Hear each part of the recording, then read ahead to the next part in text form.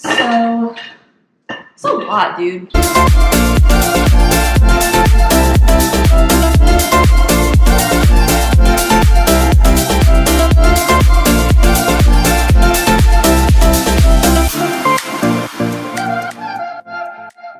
Hey guys, welcome back to the channel. I'm Rebekah Miller, a registered dietitian, and today this video is in partnership with the Alzheimer's Association of Texas. Today in this video, I'm going to give you my best meal prep tips, as well as some recipes that you and your family might like. So I'm feeding a family of 4, and so I want to make sure that I have enough food to be able to feed us for lunches, dinners, and breakfast. So in the recipes today, I'm going to make sure we have some breakfast options, some lunches and dinners, some snack options, as well as some fruits and veggies already chopped up to make sure that it is healthy and nutritious. All recipes are high protein and can be modified to fit any sort of diet restrictions that you would need. You use my link below to donate to the Alzheimer's Association Fund. Let me know, because I'm going to gift you a full PDF copy of the recipes, the ingredients, and the grocery list that I use to make the exact same meal prep that I am in this video. So if you donate, make sure to email me, where I'll have my email below, and I'll send you the copy completely free. Let's get into it. My first big tip when it comes to meal prepping is make sure you have a good amount of time set aside on your day. I like to do Sundays, but feel free to do it Monday, Tuesday, Wednesday, Thursday, Friday, Saturday, whichever days you want. And you want to make sure that the things you start with are the ones that are going to take the longest time. So we're going to start off with a crock pot recipe. I always love to start off with crock pot because, one, it makes a ton of food. You could set it down and it'll cook for 4 or 5 hours, so you don't have to worry about it. So let's get started. First thing on the meal prep agenda is going to be a Thai chicken soup. For meal prep, you want to make sure that you start with the items and the foods that are going to take the longest, so you can dump and go and then get started on your next meal prep recipe. I've already pre-chopped all of my veggies just because I didn't want to show you guys the chopping. I didn't want to show you guys all the chopping, but some of these recipes will take a little bit of extra prep work ahead of time, but believe me, it is worth it. So we're going to dump and go. I'm going to do 2 things of chicken thighs, because I'm making it really high protein. So you're going to dump those in there. You're wanting to get a 4 cups of chicken stock, broth, veggie broth, whatever you want. What I have in here are chopped carrots, butternut squash, and onions. So I'm going to go ahead and dump all of these in here. And then I have my seasonings and sauces I'm adding to this. So this has some ginger, some red curry paste on there, a little bit of monk fruit to sweeten it up, and some ginger. Make sure all the seasonings are in. I'm going to add a little bit of salt and pepper as well. So you have 2 choices with this recipe. You can cook it on high for 4 hours, or you can cook it on low for 6 hours. This is going to cook for the next 4 hours, so this is an awesome time to start cleaning up and getting started on your next recipes. So let's meet me over by the stove. The second recipe that we're doing for a meal prep is going to be my high protein, dairy-free enchiladas. So I love this recipe because not only is it delicious, you can hide veggies in the taco meat. It's high protein, high fiber, and so satisfying. I would love to have these for lunches during the week because I always send off my husband Michael with lunches. So these are so easy to portion out and make your own. So what we're going to be making the taco meat today is using ground turkey. If you are vegan, vegetarian, feel free to swap it for tempeh or tofu. I'm adding some black beans, some seasonings. I have a little soy sauce and some seasonings here. And then to hide in some veggies, I'm using frozen cauliflower rice. You can't taste it, and I just mix it in to the taco meat. So I'm going to get started by setting the oven to 425 because I'm going to be baking them once I have all of this together. I'm going to start off by getting my pan out and put it on medium, and I'm going to use some olive oil, about a tablespoon or 2. So first thing I'm going to do is add the turkey and break it all up into the olive oil just to make sure it's in small pieces because we're going to crumble that up. And then I'm going to add a package of riced cauliflower to cook into it. I like the frozen. You can make your own, but this is going to add some veggies to the mix and promise you won't taste it. When it starts to get a little more cooked, I'm going to go ahead and add the black beans. I just did 2 cans of low sodium black beans and rinse them. I'm going to add these into the mix, and then I'm also going to add the seasonings as well. So I have a little bit of soy sauce, And then I have a seasoning mix of like paprika, cumin, onion powder, salt, and pepper. So I'm gonna throw this in there and I'm gonna let them finish cooking and then we will get to assembling our enchiladas. So now let's go ahead and assemble our enchiladas. This is probably the most time consuming part, but it really isn't that bad. And once you're done, you throw it in the oven and you're good to go with a healthy lunch or dinner. I personally like to use I don't know if any of y'all have HEB, but I like to use the HEB Carb Sense tortillas because they're high in fiber, high in protein, and they're a lot better than your traditional flours. But if you don't have this option, choose a high fiber tortilla if possible. I like to try to find something that has 3 grams or more fiber per serving. This one has 9 grams of fiber per serving. So I just released these from the microwave because I'm gonna make them together. I picked up some enchilada sauce. I just like to buy it already canned just because it's easier, but if you wanna create your own enchilada sauce, that is totally fine. So I'm going to put enchilada sauce to cover the bottom of the pans that I'm using in the oven. You wanna make sure you save enough to top it. So I have those at the bottom, and then I'm going to be using this Siete Foods cashew queso. This is dairy-free and made from cashews. What I like to do is grab the tortilla. I'll get a little tablespoon or a spoonful of the queso to put at the bottom, and then I'm gonna grab some of the taco meat to go in the middle. There's no right or wrong in how much you put it in. It just depends on how hungry your family is. So since I wanna kind of load these up, I'm gonna have them full like this and just set them in on repeat until you can't any longer. I don't know if I told you, I did heat these up in the microwave with a damp paper towel on top, so they're a little bit more easy. They were a little easier to fold, so that is something that you can do as well. All right, as you can see, we have these all completed, and I shoved as many as I possibly could in here. So the rest of what we're gonna do is use the rest of that enchilada sauce to put it all over the top, and then use the rest of your queso to do the same as well.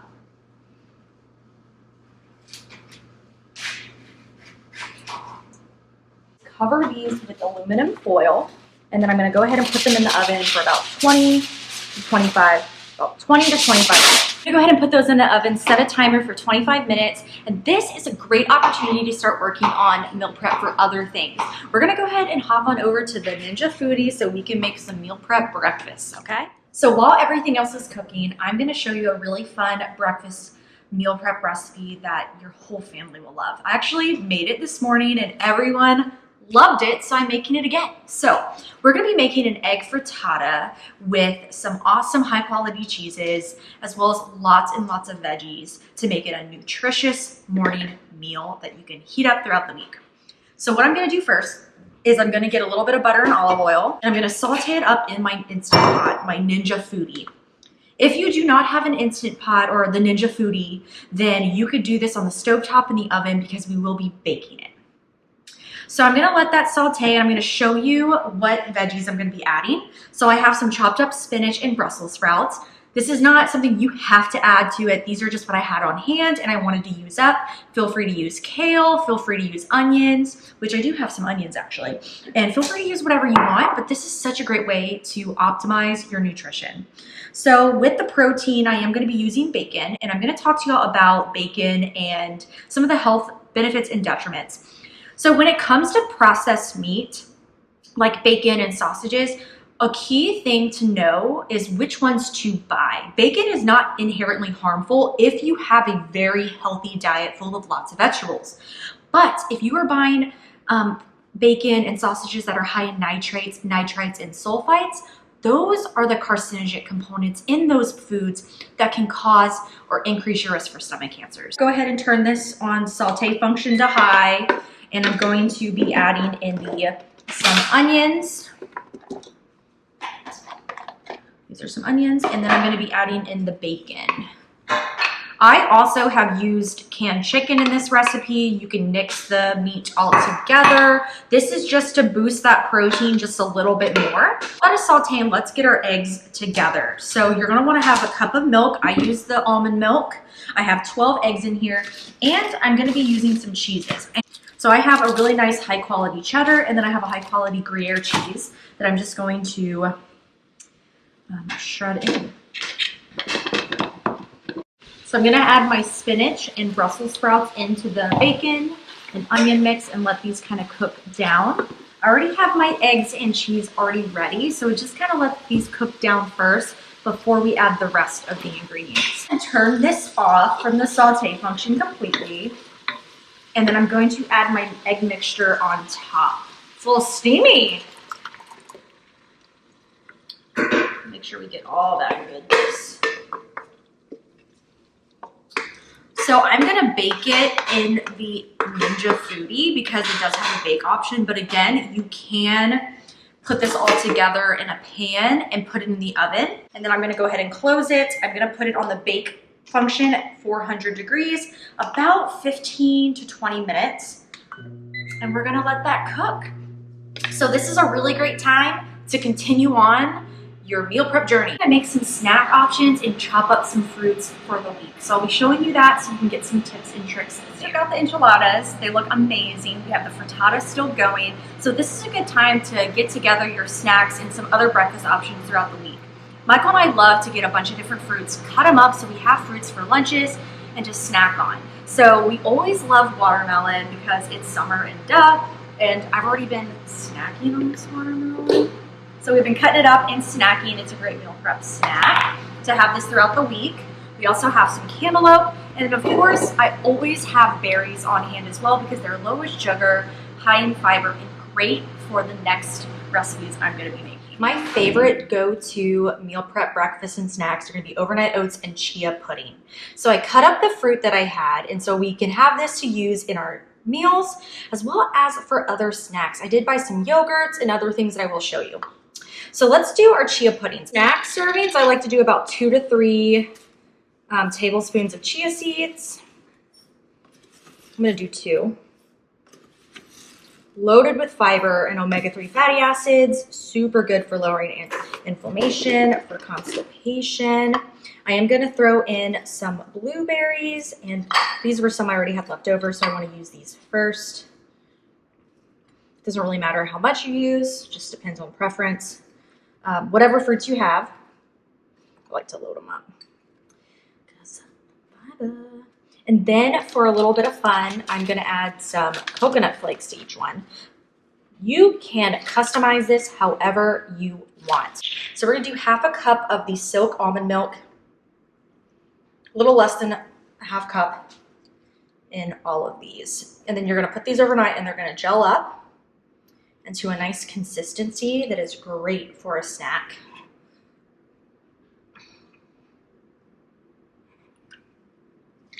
The last thing I'm gonna do is add a little bit of protein powder to each one. I like this birthday cake protein powder. I think it's super fun with the fruits and the coconut, but feel free to skip this step altogether. So I have the protein powders in there. And then I'm going to do a very simple overnight oats recipe. I'm gonna do half a cup of oats. It's the perfect serving size. I like to add chia seeds to my oats, or you can skip this altogether, but more fiber ain't gonna hurt you.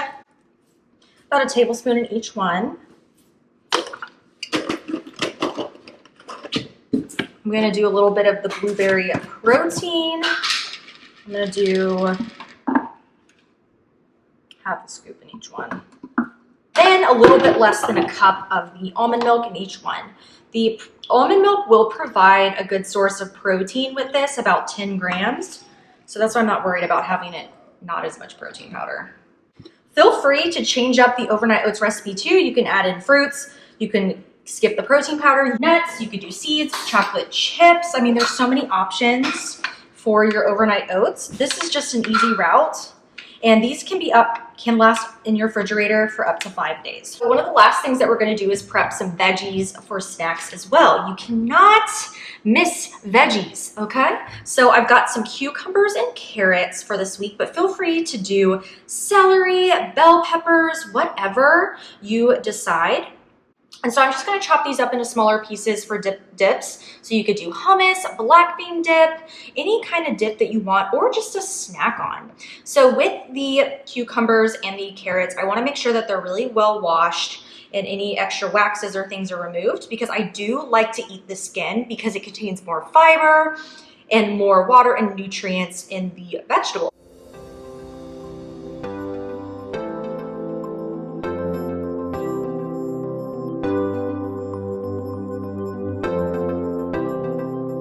So I've chopped up all the veggies, I've chopped up the fruits, I'm gonna go ahead and put them up. We only have one more thing to do, and that is to add a few extra things to our crock pot meal. But because this is a dump and go meal, we still have about 4 more hours until it's complete. So Michael and I are gonna go run some errands, hang out, do some stuff, and then we're gonna touch base at the end for the final touches to that, and then we're gonna show you the entire meal prep haul. Super excited because this is good. To check on the Thai chicken, and everything was good. I made sure the temperature was 135 degrees Fahrenheit, so it was safe to consume. So we just shredded it all up, and I'm gonna do the finishing touches before we finalize this meal prep. So I have 2 cans of full fat coconut milk, and then we're gonna do a half a lime.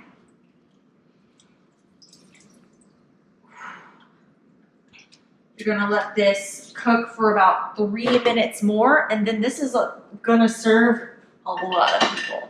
So it's a lot, dude. To add some more carbohydrates, you can make rice for this, either jasmine rice or brown rice, and that will easily fit within that meal prep because that's just another thing you can add into the list. I'll make sure to put it in the PDF when you guys donate. This is the last thing for this meal prep. So we're gonna eat dinner, and then I'm gonna show you everything we made and then a few other extras that I put on the grocery list as well that'll help with your overall meal plan.